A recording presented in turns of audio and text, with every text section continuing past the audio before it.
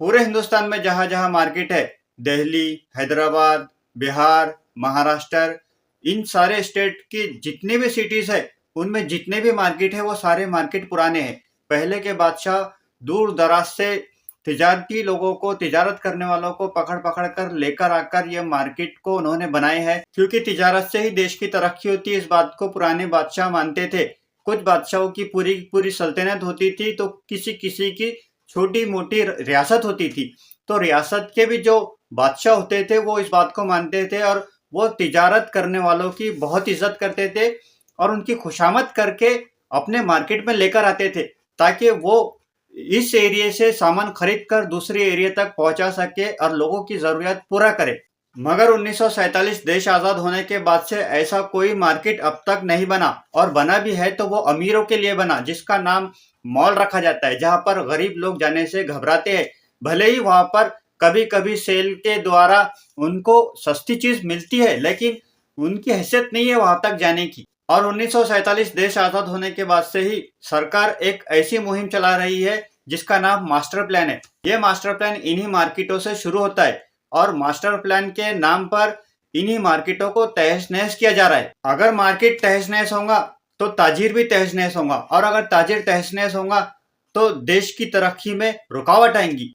जैसे कि कोई सब्जी बेचने वाला, ठेले वाला, वो देश की तरक्की कर रहा है, आप समझ नहीं रहे हैं। अगर आप उसको सब्जी बेचने से रोकेंगे तो किसान का नुकसान होगा, क्योंकि आज उसकी सब्जी नहीं बिकने से वो कल फिर से सब्जी मार्केट से खरीद कर लेकर नहीं आएगा। अगर वो मार्केट से सब्जी नहीं खरीद कर लेके आएगा तो किसान की वो उगाई हुई सब्जी बेकार चले जाएंगी। वो किसान का नुकसान तो हुआ ही हुआ, लेकिन देश का भी नुकसान हुआ है। देश के किसी भी एक नागरिक को नुकसान होता है तो देश को नुकसान होता है, किसी एक नागरिक को भी फायदा होता है तो देश को फायदा होता है। देश आजाद होने के बाद से लगभग अब तक 70 साल से ज्यादा हो चुके हैं, 75 साल से ज्यादा हो चुके हैं। तो हमारे देश के पास कई सारे इंजीनियर और एक्सपर्ट है जो सरकारी मुलाजिम है। जो हमारे देश के एक्सपर्ट है, इंजीनियर है, ना वो एक्सपर्ट है ना इंजीनियर है, बस उनके चचा विधायक है। चचा विधायक होने की वजह से इनको एक्सपर्ट और इंजीनियर कहा जा रहा है। एक्सपर्ट ऐसा होना चाहिए जिसने 10 से 20 साल आगे की सोच रखनी चाहिए, देखना चाहिए कि आगे क्या होने वाला है, उसको एक्सपर्ट कहते हैं। जो अभी की सिचुएशन पे सोचना शुरू करे वो एक्सपर्ट नहीं है। एक्सपर्ट वो है जिसने इस मामले पे बहुत पहले सोच रखा था। जैसे कि अगर देश का कोई एक्सपर्ट है तो इन मार्केटों को लेकर उसने सोचना चाहिए था कि इन मार्केटों में आगे चल के ट्रैफिक बढ़ेंगी तो क्या करना चाहिए। एक्सपर्ट को चाहिए था कि इन मार्केटों को देखकर सोचे कि आगे चल के इन मार्केटों में कितना ट्रैफिक होने वाला है, तो इन मार्केटों के इलाकों में ये नोटिस भेज दिया जाना चाहिए था कि इन इलाकों में नए कंस्ट्रक्शन काम अब नहीं किए जाएंगे, जितने भी जो भी है इसी हालत में रहो, क्योंकि इन सबको तोड़ा जाने वाला है। इन नोटिस का फायदा दो लोगों को होता था, एक तो देश को भी होता था और देश के नागरिकों को भी होता था, क्योंकि जो कंस्ट्रक्शन काम है कम से कम आज के दौर में 1500 से 1800 स्क्वायर फीट से शुरू होता है। नई इमारतें टूटने से जो नुकसान नागरिक का और देश का होगा, वो नुकसान से यहाँ का नागरिक और देश बच सकता था। तो ये सलाह और ये सोच देश के एक्सपर्ट को रखना चाहिए था। उसके बाद ये कार्रवाई को अंजाम देना चाहिए था, ताकि जितने भी घर तोड़े जा रहे हैं वो लगभग पहले से खंडर हो चुके हैं। उन घरों और इमारतों को तोड़कर उस घर का जो ऑनर है उसको भी बुरा नहीं लगना चाहिए, और देखने वालों को भी लगना चाहिए कि सरकार जो चाहे, सरकार जो भी हो, लेकिन सरकार काम अच्छा कर रही है।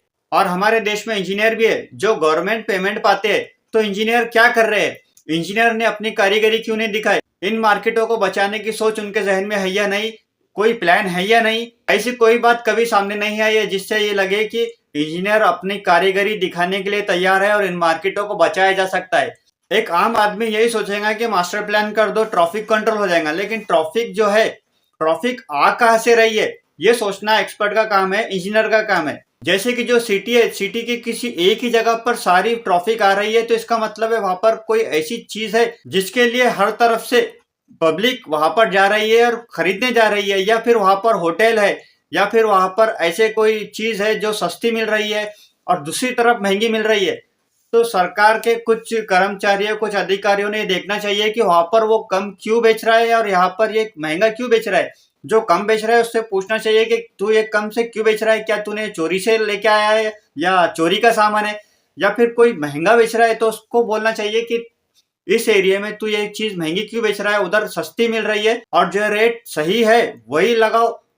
तो इससे क्या होगा कि कहीं पर ऐसे अफवाह नहीं उड़ेंगी कि वहां पर ये चीज सस्ती मिल रही है तो पूरी पब्लिक एक तरफ चल जाएंगी। सभी तरफ एक जैसा रेट रहेगा तो पब्लिक एक ही तरफ नहीं जाएंगी, चारों तरफ जाएंगी, तो इससे ट्रैफिक कम होगी और मास्टर प्लान करने की जरूरत नहीं पड़ेगी। अगर मास्टर प्लान करने से ट्रैफिक कम हो सकती है, ट्रैफिक को कंट्रोल किया जा सकता है, अगर सरकारी अधिकारियों कर्मचारियों को यह लगता है तो ये उनकी गलतफहमी है। क्योंकि अभी थोड़े दिन पहले 30 फीट का मास्टर प्लान हुआ, फिर उसके बाद 60 फीट का हुआ, अगले 10 एक साल के बाद में 100 फीट का करेंगे। ऐसा करते करते वहां पर कोई मार्केट ही नहीं रहेगा, तो फिर ट्रैफिक नहीं होंगी। अगर आप इस तरह से ट्रैफिक कंट्रोल करना चाहते हैं तो आप खुद सोचिए कि आप क्या कर रहे हैं। आप ट्रैफिक कंट्रोल कर रहे हैं या मार्केट को कंट्रोल कर रहे हैं या मार्केट को खत्म कर रहे हैं। मेरा विरोध मास्टर प्लान से नहीं है, मेरा विरोध यह है कि जितने भी पुराने मार्केट है जिनको बहुत मुश्किलों से पुराने लोगों ने बसाया, उनको बचाना है, उनके लिए सरकार कुछ करे, बस मेरा यही कहना है। इस वीडियो को लेकर आपकी क्या राय है कमेंट्स में जरूर बताएं। वीडियो को लाइक करें, चैनल को सब्सक्राइब करें।